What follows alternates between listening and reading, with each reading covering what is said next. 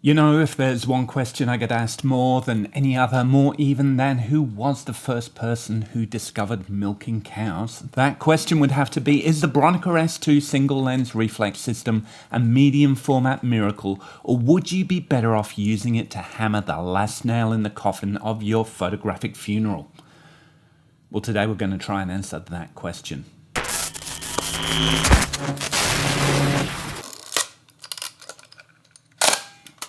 Here it is, the Zenza Bronica S2, a camera from Japan from the 1970s, a time and a place which brought you the Datsun Sunny, and while not quite 700 kilos, the S2 feels almost as heavy and certainly as unwieldy. Yes, this was the camera that those would-be 1970s professionals that couldn't afford Hasselblads owned.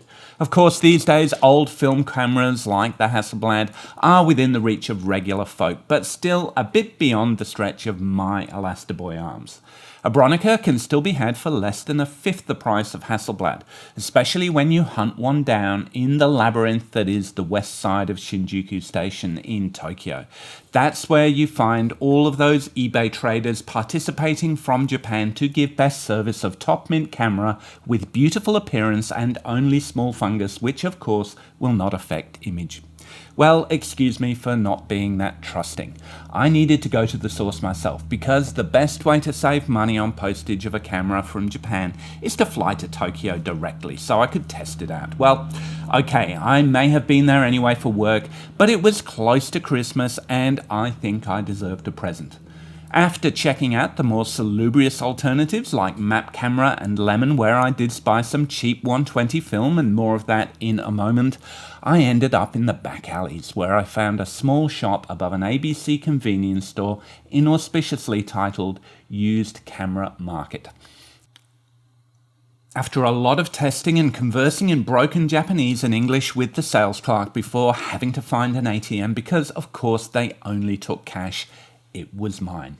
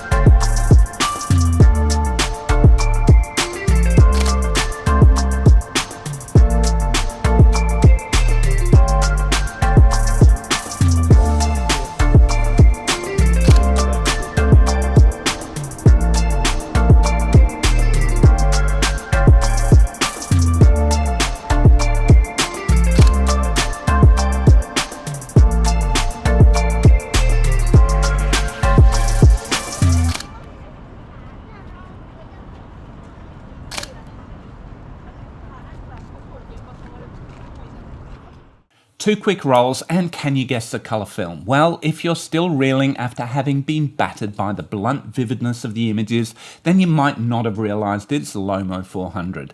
And for some reason it was really cheap in Japan. The rest of us are still blinking away the blobs of colour, so let's turn to the Bronica S2 with some first impressions, and well, it's a beast. It weighs more than Thor's hammer, and it sounds like Thor's hammer when you press the shutter button. But unlike Mjolnir, this is totally mechanical. No magic of eyes guard here, just shutter speeds on the side, focus, and aperture on the front. Firstly, let's get the obvious comparison out the way. This is not a Hasselblad, and while it's cool enough to be posing with Steve McQueen and what looks like a suspiciously hand-rolled cigarette, it never made it to the moon. But maybe Steve did, if you know what I mean. But look, we know that the moon landing was a hoax anyway, otherwise they would have brought cheese back along with the alien parasites that are slowly infesting all of our brains. But I digress. It's not a Hasselblad, though on the surface it does share the same overall form factor. It has that beautiful retro aesthetic, all chrome fins and leatherette, or at least some kind of Art Deco version of the future. To my mind anyway, it's beautiful, but surfaces can be deceiving. I think of this like the Sydney Opera House. Beautiful on the outside, but ugly, or maybe just boringly functional on the inside.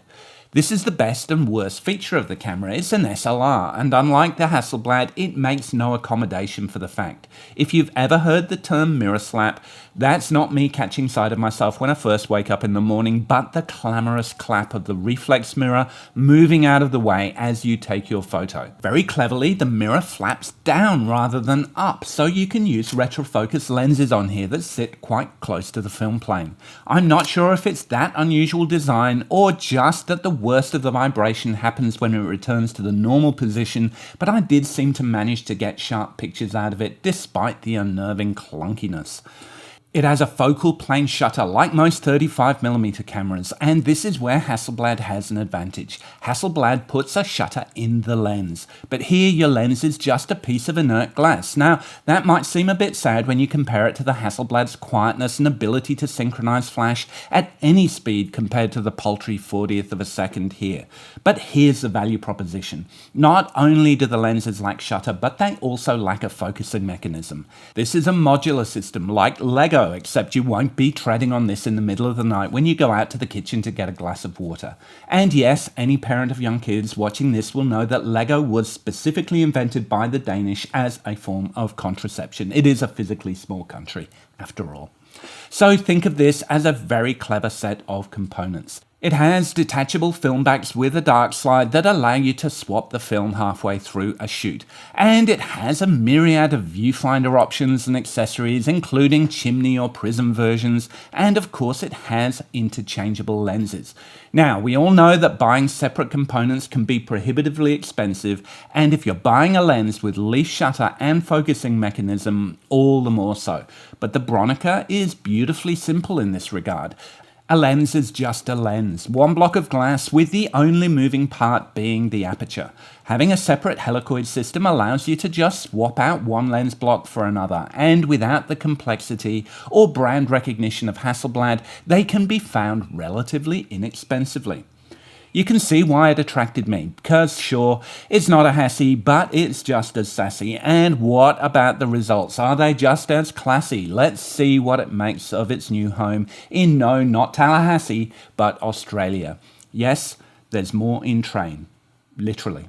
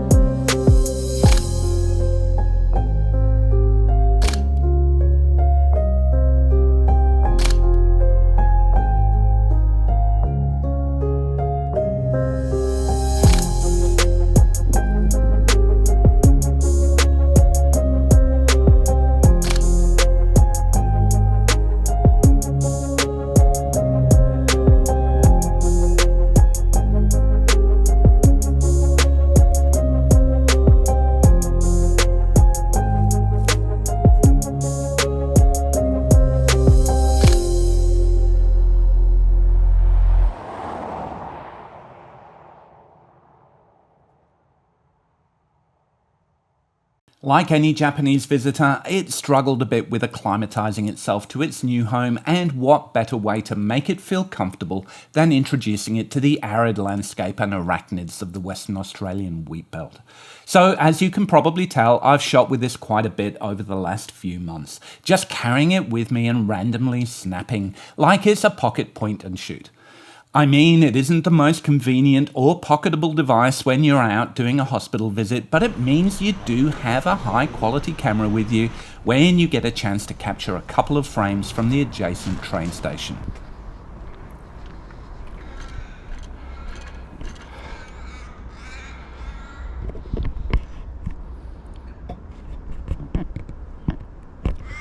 Alright, so I'm just going to eyeball this one, or just guess the exposure as being, keep some of that foreground in. It would be good if there was a train, but not the end of the world. Move the dark slide, and we're going to go for a nice f11 at 250.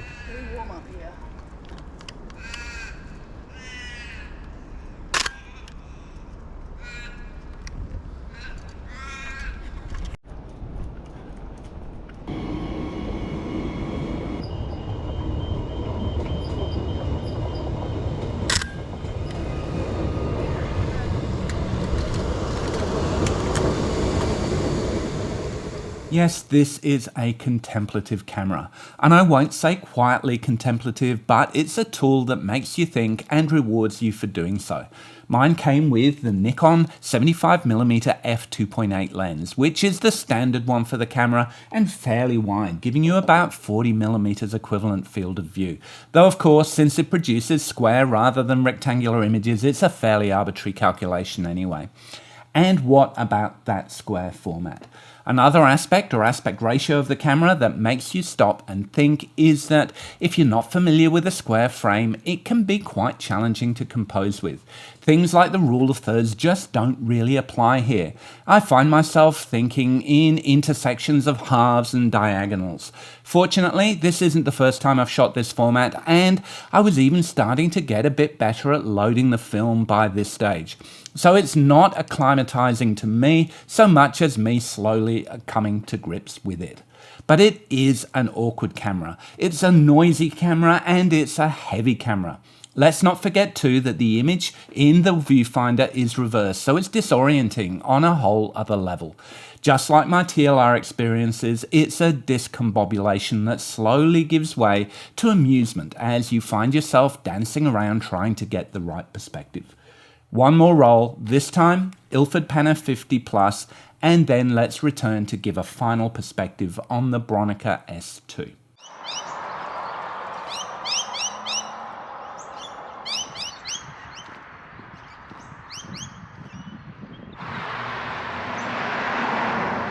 There it is, Stirling Civic Gardens.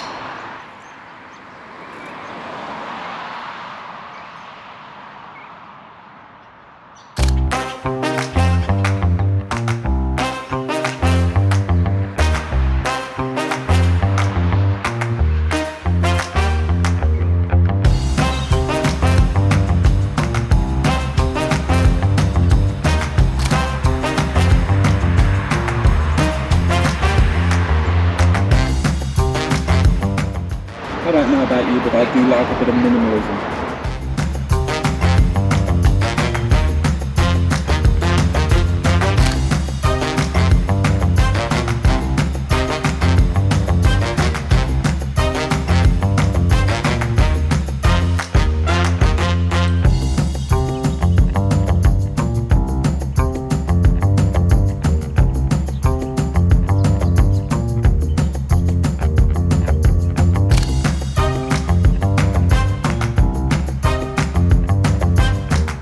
So the original idea was to take 1 or 2 shots and be done with this location. In fact, I'm having a bit too much fun, and I might just stay here and see how many more frames I can squeeze out of this roll in this one location. I have actually been here before. This is the Stirling Local Government Administration Building. I do feel that there could be a square composition here. You're dealing with a lot of contrast, some interesting shadows and reflections, but I think that could get very blocky on the left if I'm not too careful. Still, we'll give it a go. So the idea is, if I come in dead on, what am I going to be able to get out of it? Well, I certainly won't get those things in focus. Okay, so basically this is what I'm seeing. I can't see it because of the sunlight, but this is what I'm seeing, and I think this might actually be a pretty good focus test. It might give me an opportunity to focus on those rivets and see just how accurate the focus is on this thing. So my light meter is telling me 1500 at f2.8 with ISO 50. That's actually okay. I mean, I'm what, half a stop overexposed at 1000. Point of focus is so tiny that doing it by hand is going to be tricky, but I will still endeavor.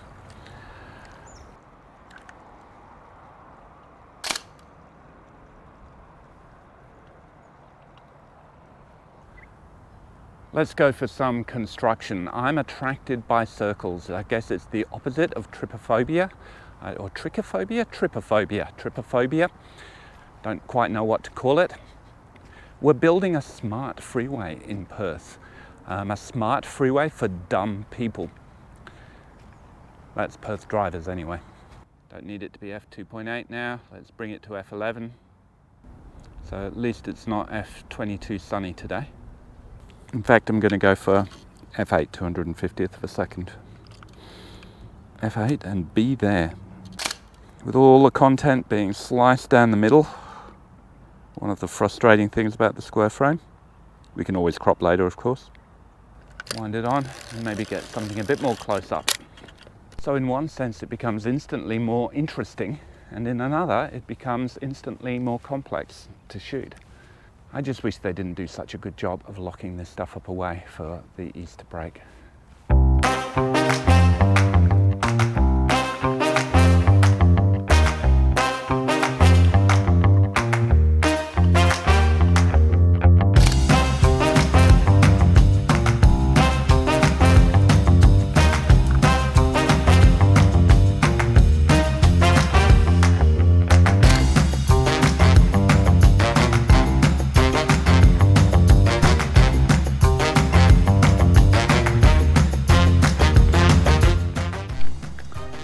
Well, I guess this is what they call working the scene.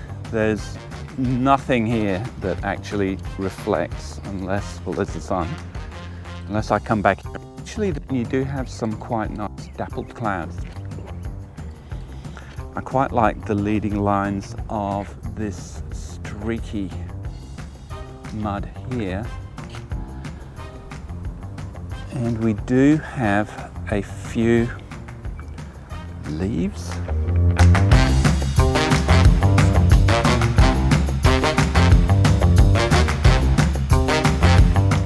Look, I think that's probably the best I'm going to get, and it just has the GoPro in the way. So I'll move it.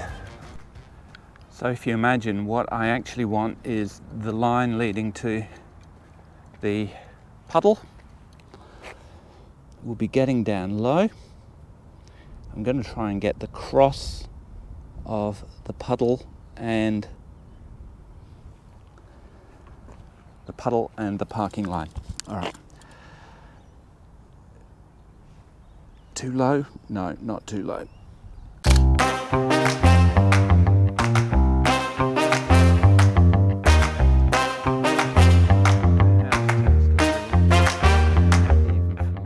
Well, I think I'm pretty much done with this area, but I did notice something that had a few nice angles in it on this building here. And this could be a good flare test for the camera, do you think? I think so. Should we even try and keep the sun in and see what we end up with? So to give you an idea, it kind of becomes really just a bit of an exercise of finding the nicest composition, the best balance of the geometry, and making the most of the backlighting. I think I might allow a hint of light to come through, but I certainly won't be blaring it in full sunshine. I'd lose just about everything if I did that. I want to keep the sharpness.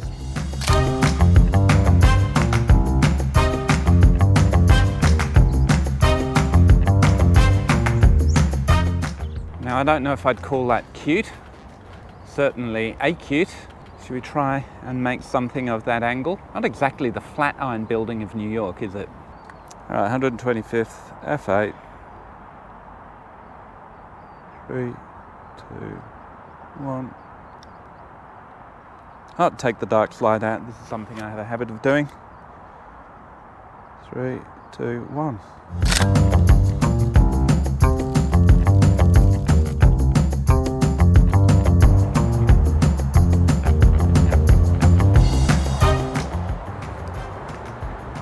Shall we make that our last frame? 125th f11. I'm going to keep it at f11 because I want it to be as sharp as I can front to back, but I will focus on infinity, maybe just take it down a little bit closer than infinity. Oh, missed the train.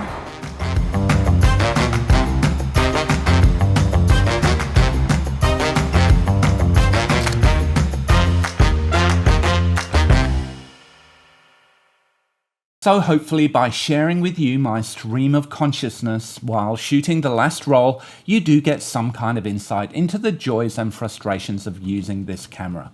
It's traversed the urban snarl of Tokyo and the desolate Western Australian wheat belt and ended up in the even more desolate environment of suburban transport construction. And I finally feel able to pass some kind of judgment on the Bronica S2. So it's not a Hasselblad, but what it lacks in sophistication it makes up for in power. It's not the most compact medium format setup. My Voigtlander Perkio probably takes that honour, but it's definitely one of the more sleek system cameras out there in that it can comfortably fit in my bag. Mind you, so could the same volume of lead. Doesn't make it any easier to carry at all. If we're going to judge the Bronica S2 on image quality alone, then it's hard to beat. The Nikon 75mm is sharp and contrasty, and you get that beautiful medium format separation between the foreground and background. I actually have trouble finding things to say about it because it's just so good. For once, I'm not making excuses about the lens's character to explain its softness or nervous bokeh. If you're gentle with it, you can even coax a little swirl out of the background, but really, it just produces clean, sharp images with beautiful rendering. So, nice job, Nikon, and it's great to know that even though I'm talking about Bronica, Nikon still remains the star of this video. It's small, fast, and optically great from corner to corner. As for the camera itself, well, it's got something of a sketchy reputation. There were a couple of iterations of Bronica cameras before this and a few after, with each version becoming more clever and more electronic, and probably more prone to failure, to be honest. The S2 isn't without issues though. If you check the forums where the photographic orcs make their nests, most will tell you to avoid the S2 and get an S2A. Essentially the same camera, but with more robust gears because they were finding that overenthusiastic wedding photographers were stripping the mechanism, trying to machine gun the throwing of the bridal bouquet. Does that matter in 2023? Probably not really. The camera's lasted longer than most people's marriages, and it's never going to be a professional workhorse for me. That's not to say that I don't feel a mild sense of panic every time the wind-on clunks loudly into position, but the only film feed issues I've been having is when I fail to load the thing properly. The main issue you do hear about with this camera is a tendency for the foam around the ground glass to rot, which can throw off the focus a little. Not a problem with my copy, as you can see, at least not outside the bounds of user error. But if you find that the focus is a little off or it has trouble focusing to infinity, then that might be why, and it seems honestly an easy enough fix. It's 100% mechanical, and that's both the joy and the weakness of this camera. Yes, you need to guess exposure, the ground glass viewfinder can be a bit dim, and it's never going to be a fast camera. It's just too fiddly. But everything is alien until your muscle memory and ability to see the world flipped horizontally kick in. Once they do, you're able to create images like this. And this, and this. Like I said, it's been with me on lots of casual outings, and I've got used to people staring at me. Unlike Totoro, my friend the Bronica S2 is quite visible, but it's also about as big and heavy. And in terms of image quality, this is the best camera I own.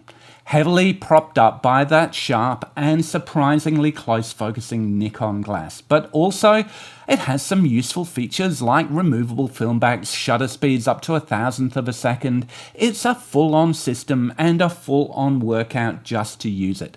So let's pick some favourite photos from today's crop. It might be that Japanese exoticism, but I did feel that this camera shone its brightest with the Lomo 400 film in Tokyo.